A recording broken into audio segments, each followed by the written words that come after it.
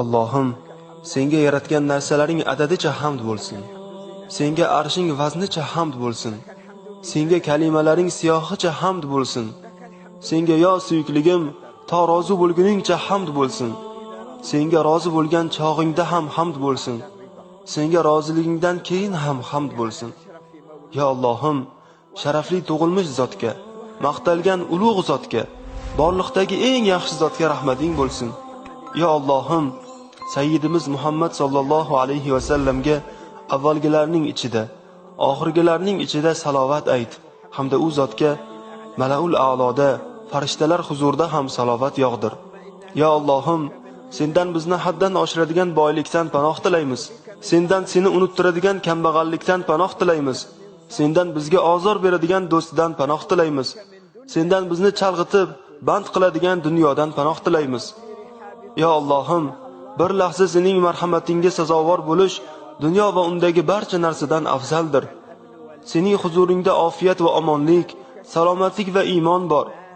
Sening huzuringda bo'lmoq naqadar buyuk sharafdir. Senga yolvorib roz aytsak, bizni eshitasan. Sendan so'rasak berasan. O'zing hukm qilasan.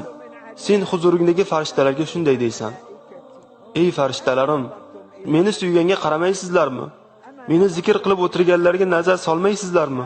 Dunyoni tark qilib, men tomon yuzlanganlarga yuzlanmaysizlarmi? Ya Allohim, bu yurtni va boshqa musulmon diyorlarni to'kin sochillik, xotirjamlik makoni qilgin. Yo eng ulug' ato qiluvchilarning karamlisi, so'ralguvchilarning eng yaxshisi. Sendan o'lim chog'idagi qiyinchilikdan, g'am qayg'udan panoh tilaymiz.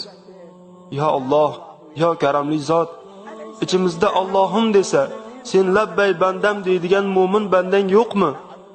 Mo'mina bandang yo'qmiki, kaftlarini ko'tarib Allohim desa labbay desang? Ya Allohim, odamlar qo'rqadigan kunda bizni omon qilgin. Odamlar sharmanda bo'ladigan kunda ayblarimizni yashirgin. Odamlar azoblanadigan kunda bizga rahim qilgin. Ya suyukli zot, men bir haqir bandang ikki kaftimni ko'tarib senga duo qilmoqdaman. Qabul aylagin.